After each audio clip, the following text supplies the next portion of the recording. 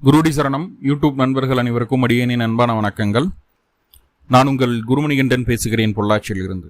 திருக்கணித பஞ்சாங்கத்தின்படி வரக்கூடிய மே மாதம் 18ஆம் தேதி மாலை 7:38 அந்த நேரத்தில் ராகு கேது பயிற்சியானது நடக்க இருக்கு. ராகு மீன ராசியிலிருந்து கும்பராசிக்கு பயிற்சி ஆகிறார். கேது கன்னி ராசியிலிருந்து சிம்ம ராசிக்கு பயிற்சி ஆகுது. இந்த ராகு கேது பயிற்சியால் என்னென்ன நன்மைகள் நடக்க போகுது, என்னென்ன விஷயங்களில் கவனமாக இருக்கணும், பாசிட்டிவ் என்ன நெகட்டிவ் என்ன, அந்த நெகட்டிவ் அதிகமாக இருக்கிற பட்சத்தில் அதை எப்படி சரி செய்கிறது, அதுக்குண்டான வழிபாடு என்ன அப்படிங்கிற எல்லா விதமான விவரங்களையும் இந்த பதிவில் பார்க்க போகிறோம். கும்பராசிக்கு 2ஆம் இடமான தனம்பாக்கு குடும்பஸ்தானத்தில் கடந்த 1.5 வருஷ காலமாக ராகு இருந்தது. இப்போ அந்த ராகு உங்கள் ராசிக்குள்ளேயே வரப்போகிறார். சரி, இப்போ தான் ஜென்மச்சனி முடிஞ்சது, மறுபடியும் ஜென்ம ராகுவா, நாங்கள் தாங்குவோமா சார் அப்படின்ற மாதிரியான ஒரு மனநிலைமைக்குள்ளே இருக்கிறீங்க கும்பம். அதே நேரத்தில் கேது இது வரைக்கும் 8ஆம் பாவத்தில் இருந்த கேது இப்போ 7ஆம் பாவத்துக்கு வந்தாச்சு. ஆல்ரெடி ஜென்மத்தில் சனி இருக்கும்போதே கணவன் மனைவி உறவில் ஏகப்பட்ட பிரச்சனைகள் எல்லாம் சந்தித்து இப்போ தான் சரி என்னதான் பண்ணுறது, இதுதான் நம்மளுக்கு இப்படி தான் இருக்கணும், இப்படி தான் வாழணும் அப்படின்ற ஒரு மைண்ட் செட்டுக்குள்ளே வந்தோம்.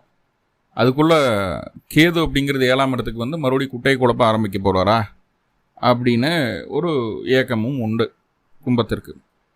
என கேட்டால் வரக்கூடிய நாட்களில் கொஞ்சம் இல்லை அதிகமாக குடும்ப ரீதியாக, உடல் ரீதியாக, மன ரீதியாக, உறவுகள் ரீதியாக, தொழில் நல்லா தான் இருக்க போது.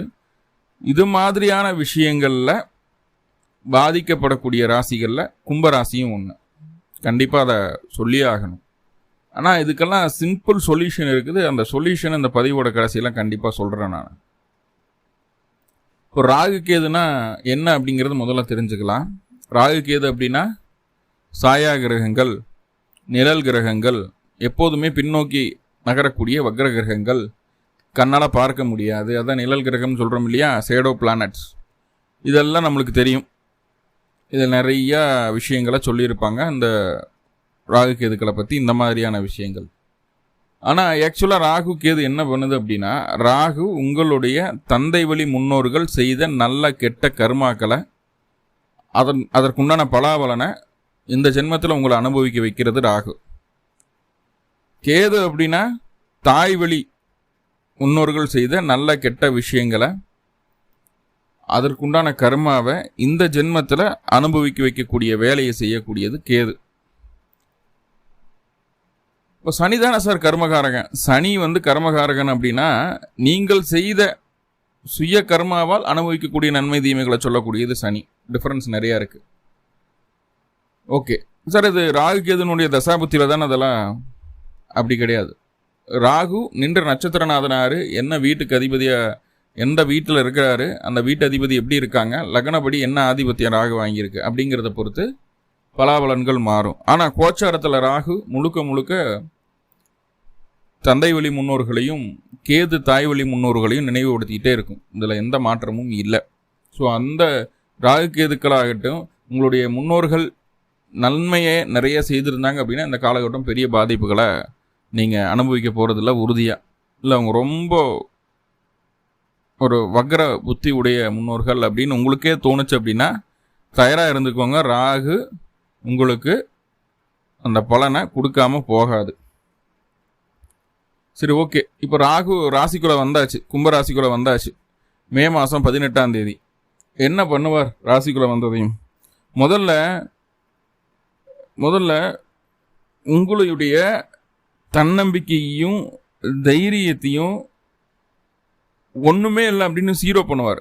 நம்ம யாருமே நம்ம ஒன்றுமே கிடையாது, நம்மளால் எதுவுமே பண்ண முடியாது, எல்லாமே தெய்வத்தினுடைய கையில் தான், நம்மளால் நம்ம சுண்டு விரல கூட பிரபஞ்சத்தினுடைய அனுமதி இல்லாமல் அசைக்க முடியாது அப்படிங்கிறத உணர வைப்பார்.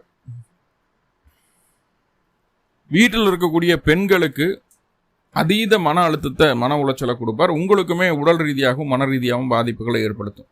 மனசு அப்படிங்கிறது ஒரு தெளிவில்லாமல் அலைபாயக்கூடிய ஒரு அமைப்புகளை சொல்லுது. ஏவல், புள்ளி, சூனியம், அது இது இந்த மாதிரியான விஷயங்களில் மனசு பாதிக்கப்படக்கூடிய ஒரு அமைப்பு.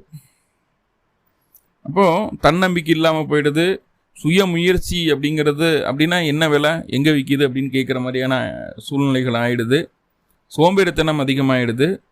அப்போ என்ன ஆகும், தன்னைத்தானே தாழ்த்தி கொண்டு உங்கள் மனசுக்குள்ளே நம்மளுக்குள்ளே இருக்கக்கூடிய பாசிட்டிவிட்டி வெளியே போயிடுது. உங்களுக்கு நீங்களே உங்களை குறைவாக எண்ணிக்கிறீங்க. ஸோ அந்த ஒரு விஷயம் நடக்க போகுது. அப்போது நம்மளே குறைவாக எண்ணும்போது ஆட்டோமேட்டிக்காக நம்ம என்ன ஆகும் தெரியும், என்ன பண்ணோம் அப்படின்னா, யார் சொல்கிறதையும் கேட்க மாட்டோம். நான் இப்படி தான் காட்டிக்கிறதுக்காக ரொம்ப ட்ரிகர் பண்ணுவோம் நம்ம. அப்போது கடினமான மனம் படைத்த நபர் போல் மற்றவர்கள் முன்னாடி நம்மளை டிஸ்பிளே பண்ணிக்குவோம். எந்த ஒரு விஷயத்துலையும் யாரும் நம்மளைய குறை சொல்லிடக்கூடாது, நம்மளுடைய ஆட்டிடியூடை கண்டுபிடிச்சிடக்கூடாது, நம்மளை தாழ்த்தி பேசிடக்கூடாது அப்படிங்கிறதுக்காக எந்த ஒரு செயலையுமே அவசரமாக செய்கிறதுக்கு உண்டான ஒரு சூழ்நிலைகளை சொல்லுது. கோபம் அப்படிங்கிறது மூக்கு மேலே கோபம் வருது, முன்கோபம் அதிகமாக வருது இல்லையா? ஸோ அந்த மாதிரியான ஒரு அமைப்புகளுக்குள்ளே போயிடுவீங்க. அதிகப்படியான பிடிவாதம், உங்களுக்கு எது சரின்னு பட்டுதோ அதுதான் சரி. மற்றவங்க 1008 என்ன சொன்னாலும் சரி, அது நீங்கள் மற்றவங்க உண்மையாகவே தப்பாக இருந்தாலும் சரி, பின்னாடி நம்ம சொன்னது தப்புன்னு நம்மளுக்கே தெரிஞ்சாலும் நீங்கள் சொன்ன விஷயத்துலேருந்து பின்வாங்க மாட்டீங்க, சரியாக தான் இருப்பீங்க.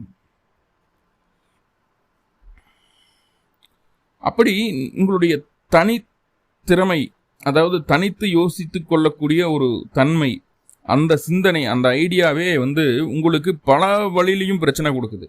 அப்போது நீங்கள் பிடிவாதமாக இருக்காமல் உங்களுடைய தனித்திறமை வெளிப்படுத்தணும்னு நினைக்காம உங்கள் சிந்தனைகளை மற்றவங்ககிட்ட புகுத்தாமல் நீங்கள் என்ன நினைக்கிறீங்க அப்படிங்கிறத யோசிக்காமல் மற்றவங்க என்ன சொல்ல வர்றாங்க, அதுக்கு நம்ம எப்படி ரெஸ்பான்ஸ் பண்ணுறோம், நம்ம சொல்லக்கூடிய விஷயங்களை அவங்க எப்படி புரிஞ்சுக்கிறாங்க அப்படிங்கிறத யோசிக்கணும்.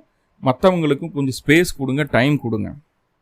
அப்படி இல்லைன்னா சின்ன சின்ன விஷயத்துக்கெல்லாம் தேவையில்லாத கோபமும் எரிச்சலும் வந்து சேரும் அப்படிங்கிறதுல எந்த மாற்றமும் இல்லை. அப்போது இது என்ன ஆகுது தெரியுங்களா, கொஞ்சம் பிடிவாதமாக இருக்கிறோம், கொஞ்சம் ஆக்ரோஷமாக இருக்கிறோம், கோபம் வருது, இந்த மாதிரி விஷயங்களெல்லாம் மற்றவங்க பார்வைக்கு நம்மளை எப்படி ட்ரீட் பண்ணுவாங்க அப்படின்னா, முன்ன இருந்த மாதிரி இல்லை, ஆளே டோட்டலாக சேஞ்ச் ஆயாச்சு அப்படின்னு நம்மளை ப்ரொஜெக்ட் பண்ணிடுவாங்க. அப்போது உங்களுடைய குணநலன்களில் நிறைய மாற்றங்களை பார்க்க முடியும். அனாவசியமான பயம், கொஞ்சம் வயது முதிர்ந்தவர்களாக இருந்தீங்க அப்படின்னா உடம்புல பிரச்சனையே இருக்காது சாமி, ஒன்றுமே இருக்காது, உடம்புல பிரச்சனையே இருக்காது. ஆனால் ஏதோ நம்மளுக்கு பாதிப்பு வந்த மாதிரியும், இருதயம் சம்பந்தமான பிரச்சனைகள் வந்த மாதிரி, கண்ணுக்குள்ளே ஏதாவது உளுந்துட்ட மாதிரியும், கண்ணில் பிரச்சனை வந்த மாதிரியும் நம்மளை அந்த பயத்துக்குள்ளே கொண்டு போயிடுவோம். டாக்டர்கிட்ட போவோம், ட்ரீட்மெண்ட் பார்ப்போம், சரியில்லை, டாக்டரை மாற்று, மறுபடியும் வேறு டாக்டர்கிட்ட போவோம், ட்ரீட்மெண்ட் பார்ப்போம், எம்ஆர்ஐ ஸ்கேன் எடுப்போம், சிடி ஸ்கேன் எடுப்போம், எல்லாம் பண்ணுவோம், அங்கேயும் ஒன்றும் நல்லா இல்லை, மறுபடியும் வேறு டாக்டரை மாற்றிக்கிட்டே இருப்போம். ஆனால் சொல்யூஷன் கிடைக்காது. இது உடல் ரீதியான பாதிப்பு ஸ்டார்ட் ஆகிறதுக்கு காரணம் மனசு. அந்த மனசில் ஒரு நல்ல ஒரு நம்பிக்கை இல்லாத ஒரு சூழ்நிலை இருக்கிறதுனால உடல் ரீதியான நோய்கள் மாற்றங்கள் வர்றதுக்கு சான்சஸ் ரொம்ப இருக்குது.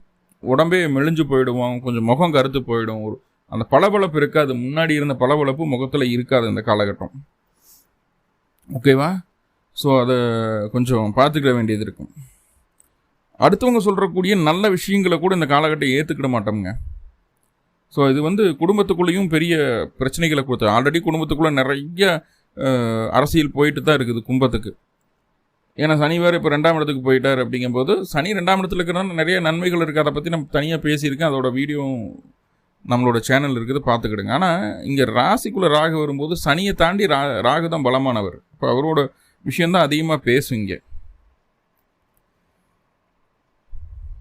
என்னமோ எல்லாமே நம்மளுக்கே தெரிஞ்ச மாதிரியும், நம்ம இல்லைன்னா எதுவுமே நடக்காத மாதிரியும் ஒன்றா பில்டப்பெல்லாம் விடுவோம். ஸோ அந்த விஷயத்துலேருந்து கொஞ்சம் தள்ளி நிற்கணும். முக்கியமாக சொல்கிறேன், நல்லா சம்பாதிக்கக்கூடிய நபர்களுக்கு சேமிக்க கற்றுக் கொடுத்துருங்க. ஏன்னா இந்த காலகட்டம் சேமிப்பை மீறி கடன் வாங்கி செலவு செய்ய வேண்டிய ஒரு சூழ்நிலை, அதையும் செஞ்சிருவீங்க, இருக்கிறத அழிச்சிருவீங்க. இதே வெளியூரில் இருக்கிறேன், வெளிநாட்டில் இருக்கிறேன், வெளி மாநிலத்தில் இருக்கிறேன், சொந்த ஊரை விட்டு, நாட்டை விட்டு, குடும்பத்தை விட்டு வெளியில் இருக்கேன் அப்படின்னு சொன்னீங்க அப்படின்னா இந்த 1.5 வருஷம் உங்களுக்கு ரொம்ப ரொம்ப கோல்டன் பீரியட் அப்படின்னு நான் சொல்லிடுவேன். எங்கேயோ கொண்டு போய் உங்களை உட்கார வச்சிடும், நல்ல டெவலப்மெண்ட்டை கொடுத்துரும். நல்லா புரிஞ்சுக்கும். அதே ராகு தான் நன்மையை செய்யுது. எப்படி இருக்கும்போது? வெளியில் இருக்கும்போது நன்மையை செய்யுது. பெரிய லெவலில் உங்களை கொண்டு போய் உட்கார வைக்கிறதுக்கு என்ன வேலையோ அதை பூரா அந்த ராகு செஞ்சிருவார். அப்போ உங்களுடைய கோபமோ, உங்களுடைய விடாமுயற்சியோ, உங்களுடைய தன்னம்பிக்கையோ மற்றவர்கள் பார்வைக்கு ரொம்ப பாசிட்டிவாக தெரியும். இவரை மாதிரி தான் இருக்கணும், ரொம்ப பாசிட்டிவாக இருக்காரு, இவரை மாதிரி தான் இருக்கணும் அப்படின்னு மற்றவங்க பார்வைக்கு நம்மளை கொஞ்சம் ப்ரொஜெக்ட் பண்ணி காட்டும். நம்மளை அப்படியே வெளிச்சத்தில் காட்டும். நம்மளை பார்த்தாலே பயம் கலந்த மரியாதையோடு தான் பேசுவாங்க. இவங்ககிட்ட பகச்சிக்க கூடாது, இவங்களை எப்படியாவது நம்ம கைக்குள்ளே போட்டு வச்சுக்கணும், நம்மளுக்காக இவங்க எந்த விஷயம் வேணாலும் செய்யணும் அப்படின்ற மாதிரி நம்மளுக்கு அப்படியே மகுடி ஊதுவாங்க. நம்மளுக்கு அப்படியே ஃபேவராக இருக்கிற மாதிரியே பண்ணுவாங்க. ஆனால் இந்த காலகட்டம் நம்பினீங்க அப்படின்னா நம்பின மனசுனால கண்டிப்பாக ஏமாற்றம் உறுதியாக நடக்கும். இந்த காலகட்டம் யாரையும் நம்பாதீங்க. நல்லா புரிஞ்சுக்கோங்க. வரக்கூடிய 1.5 வருஷ காலம் யாரையும் நம்பாதீங்க. உங்களுக்கு எது சரின்னு படுதோ, உங்களால் தனித்து செயல்படுத்த முடியும்னா அதை செய்யுங்க. ஈவன் ஒய்ஃபாக இருந்தாலும் ஹஸ்பண்டாக இருந்தாலும் நம்ப வேண்டாம். உங்களுக்கு சரின்னு படுற விஷயத்த நீங்களா துணிச்சலாக தனியாக இருந்து பண்ணுறீங்களா, தாராளமாக பண்ணுங்கள். அதில் எந்த பாதிப்பும் இல்லை. ஆனால் ஒருத்தர் சப்போர்ட் பார்த்துட்டீங்க, இல்லை ஒருத்தர்கிட்ட பணம் கொடுத்துட்டீங்க, இந்த மாதிரி விஷயங்களெல்லாம் வருதுன்னு வைங்களேன், பணம் கொடுத்தது தான் திருப்பி வாங்க முடியாது. ஒருத்தருக்கு சப்போர்ட்டுக்காக சில விஷயங்கள் நிற்கிறீங்கன்னா அவன் ஏமாற்றிட்டு போயிடுவான். லவ் பண்ணிட்டு இருக்கீங்களா, காதலன் அல்லது காதலை விட்டுட்டு போயிடும். கணவன் மனைவிக்குள்ளே பிரச்சனையாகி கணவன் மனைவி பிரிந்து இருக்க வேண்டிய ஒரு சூழ்நிலை. குடும்பத்திலிருந்து ஒரு நபர், ரொம்ப பிடிச்சமான நபர், உங்களுக்கு அவங்கள ரொம்ப பிடிக்கும், அவங்கள நல்லா டேக் கேர் பண்ணிக்கணும்னு நினைக்கிறீங்க. ஈவன் அவங்களுக்கு உங்களை பிடிக்குதோ பிடிக்கலோ அது ரெண்டாவது. உங்களுக்கு பிடிச்சிருக்கு அப்படின்னு சொல்லி இருந்ததுன்னா அந்த நபர் இல்லாமல் உங்களால் லைஃபே ரன் பண்ண முடியாதுன்னு நினைக்கிறீங்கன்னா அந்த பர்டிகுலர் நபரை உங்கள் வாழ்க்கையிலேருந்து விலக்கி வச்சிடும். அப்படி ஒரு வேலையை செஞ்சுட்டு வந்த ராகு நம்மளால் டைஜஸ்டே பண்ண முடியாதுங்க. என்னடா அது வாழ்க்கை அப்படின்ற மாதிரி ஆகிடும். நம்மளுக்கு என்னடா அது வாழ்க்கை அப்படின்ற மாதிரி ஆகிடும். கடன் வேணும்னு கேட்குறீங்களா, கடன் கிடைக்கும். கடன் வேணும்னு கேட்டால் கடன் கிடைக்கும். அந்த கடன் கைக்கு வரும்போது யாருக்காக வாங்கினீங்களோ அவங்க கூட இருக்க மாட்டாங்க. ஸோ இது எல்லாமே ஓவராலாக நடக்கும். ஆக்சுவலாக ஜென்மத்தில் சனி இருந்தால் தரக்கூடிய பலாபலனை விட ஜென்மத்தில் ராகு இருந்தால் தரக்கூடிய பலாபலனுடைய பாதிப்புகள் ரொம்ப அதிகம். முடிந்தளவு குடும்பத்தை விட்டு வெளியூர், வெளிநாட்டில் இருக்கிற மாதிரி இருக்கக்கூடிய நபர்களுக்கு பாதிப்பே இல்லை, சக்ஸஸை கொடுக்குது. சரிங்களா? இந்த காலகட்டம் தான் ஆப்ரேஷன் நடக்கிறதுக்கு வாய்ப்பு. ஆப்ரேஷன் பண்ணுறதுக்கெல்லாம் நல்ல காலகட்டம். ஆப்ரேஷன் சக்ஸஸ் கண்டிப்பாக உறுதியாக. பெண்களுக்கு கர்ப்பப்பை சம்மந்தமான பிரச்சனைகள்லாம் இந்த காலகட்டம் ரொம்ப அதிகமாகும். பெயின்ஃபுல்லாக இருக்கும். பீரியடெல்லாம் அவ்வளவு வலியாக இருக்கும். ஸோ அதெல்லாமே கொஞ்சம் கவனிச்சிக்க வேண்டிய ஒரு சூழ்நிலை உண்டு. ஓகே, இப்போது 7ஆம் இடத்துக்கு கேது வர்றாரு இல்லையா? 7ஆம் இடத்துக்கு கேது என்ன ஆகும்னா, கணவன் மனைவிக்குள்ளே ஈகோ கிரியேட் ஆகிடும். நான் பெருசா நீ பெருசா அப்படிங்கிற ஈகோவை அந்த கிரியேட் பண்ணி விட்டு அந்த கேது வேடிக்கை பார்க்கும். இப்போ ஆல்ரெடி பஞ்சாயத்தில் தான் போயிட்டுருக்கேன், ஆல்ரெடி ஈகோவில் தான் போயிட்டுருக்கோம், ஒரு திருப்தியான ஒரு சூழ்நிலை இல்லை சாமி, ஆல்ரெடி நாங்கள் இப்படி தான் இருக்கோம் அப்படின்னா கட் பண்ணிடும். கேது துண்டித்தல். இப்போ அந்த உறவை துண்டிச்சிடும். கணவன் மனைவிக்குள்ள விவாகரத்து வரைக்கும் கொண்டு போயிடும். கோர்ட்டு கேஸ் வழக்கு அப்படிங்கிறது கேது விவாகரத்து வரைக்கும் இழுத்துட்டு போயிடாது. ஒரு திருப்தி இல்லாத சூழ்நிலையை கொடுத்துரும். முடிந்தளவு கணவனையோ அல்லது மனைவியோ முடிந்தளவு எவ்வளவு பெண் பண்ணாலும் சரி, பெண் பண்ணி நீங்கள் உடஞ்சே போனாலும் சரி, அந்த கணவன் மனைவி உறவுக்குள்ளே பிரிவினையை கொடுத்துடாதீங்க. பிரிவினைக்குன்னு போயிடாதீங்க, அடுத்த ஸ்டெப் எடுத்துகிட்டு போயிடாதீங்க. ஏன்னா அந்த கேது பிரிவினைக்குள்ளே போயிடுச்சு அப்படின்னா மறுபடியும் ஒட்ட வைக்கிறது ரொம்ப ரொம்ப கஷ்டம்.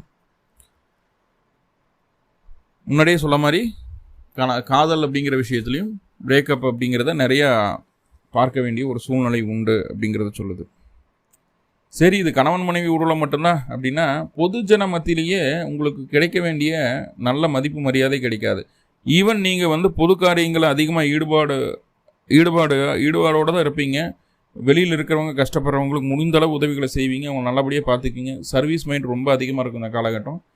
எவ்வளவு தான் நீங்கள் சர்வீஸ் மைண்டோட காசு பணத்தில் வேறு எந்த விஷயத்தில் உதவி செய்தாலும் அதற்குண்டான அங்கீகாரம் இந்த காலகட்டம் கிடைக்கிறதுக்கு வாய்ப்புகள் இல்லை. கடமையை செய் பலனை எதிர்பார்க்காதே அப்படிங்கிற ஒரு அமைப்பில் போயிடுங்க, கணவன் மனைவி உறவுகளையும் பொது ஜன மத்தியிலையும்.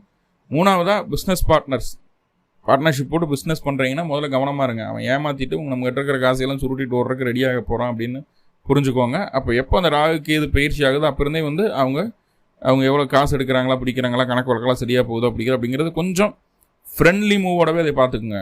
ஏதாவது தெரியாமல் கேள்வி கேட்டுட்டிங்கன்னா அதை ஒரு காரணம் காட்டி இந்த பார்ட்னர்ஷிப் பிரியறதுக்கு வாய்ப்புகள் உண்டு. கணவனுடைய உறவிலையோ அல்லது மனைவியினுடைய உறவிலையோ ஒரு கர்மகாரியம் நடக்கிறதுக்கு இந்த காலகட்டம் வாய்ப்புகள் உண்டு. கெட்ட செய்திகள் கொஞ்சம் அதிகமாக வரும். அதே போல் பிரிந்த கணவன் மனைவி இருக்கிறாங்க அப்படின்னா அவங்கள ஒன்று சேர்க்கறதுக்கு உண்டான வேலை செஞ்சிருது. ஆல்ரெடி டிவோர்ஸ் கேஸ் போயிட்டு இருக்குது சார் அப்படின்னா அந்த கேஸை ஒன்றும் இல்லாமல் பண்ணி 2 பேர்த்தையும் ஒன்றும் சேர்க்கறதுக்கு உண்டான வாய்ப்புகளையும் சொல்லுது. பயணங்களை மேக்சிமம் மேற்கொள்ள வேண்டாம், பயணத்தால் பாதிப்புகள் உண்டு அப்படிங்கிறத சொல்லு. தொலை தூரத்தில் இருக்கிறீங்க அப்படின்னா இந்தியாவுக்கு வர வேண்டாம், சொந்த ஊருக்கு வர வேண்டாம். இந்த காலகட்டம் வந்துட்டு போனாவே உங்களுக்கு ஒரு பிரச்சனை காத்துட்டுருக்குன்னு அர்த்தம். இந்த மாதிரி நிறைய சொல்லிட்டு போகலாம். ஆனால் இதுக்குண்டான தீர்வு என்ன அப்படின்னு பார்த்துட்டிங்கன்னா, அருகில் இருக்கக்கூடிய சர்ப வழிபாடு செய்கிறது, முருகப்பெருமான கெட்டியாக பிடிச்சிக்கிறது தான் இதுக்குண்டான தீர்வு. ஜென்ம ராகுவும் 7ஆம் இடத்துக்கு எதுவும் உங்களுக்கு பெரிய பாதிப்புகளை கொடுக்காம சுமூகமாக இந்த 1.5 வருஷத்தை கடந்து போகணும் அப்படின்னு சொல்லி எல்லாம் உள்ள பரம்பூரில் பிரார்த்தனை பண்ணிட்டு இந்த பதிவை முடிச்சுக்கிறேன். நன்றி நண்பர்களே, நன்றி. வாழ்வளமுடன். திருச்சிற்றம்பலம்.